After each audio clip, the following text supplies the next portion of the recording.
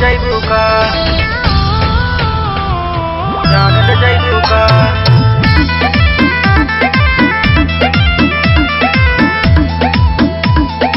जान ले जइबू का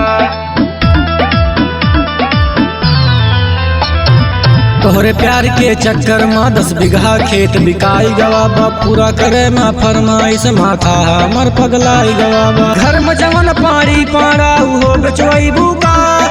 घर में जवन पारी पारा उहो बेचवैबू का तू बाबू बाबू कही के हमर जान ले जइबू का तू बाबू बाबू कही के हमर जान ले जइबू का जान ले जइबू का जान ले जइबू का जान ले जइबू का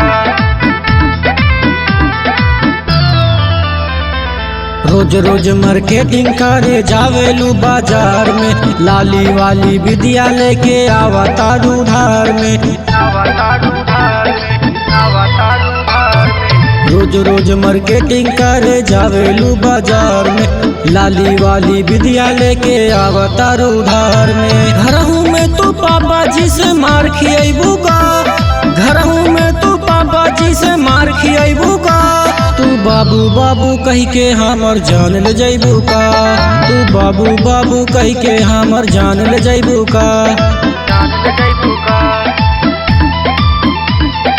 जान ले जइबू का जान ले जइबू का महंगा महंगा रेस्टोरेंट में कर तारू डिनर हो मेकअप करा के लुलु मॉल में चमकावेलू फिगर हो चमकावेलू फिगर हो चमकावेलू फिगर हो महंगा महंगा रेस्टोरेंट में कर तारू डिनर हो मेकअप करा के लुलु मॉल में चमकावेलू फिगर हो अंकित आयुष नवनीत के कंगाल बनैबू का अंकित आयुष नवनीत के कंगाल बनैबू का तू बाबू बाबू कही के हमर जान ले जइबू का तू बाबू बाबू कही के हमर जान ले जइबू का।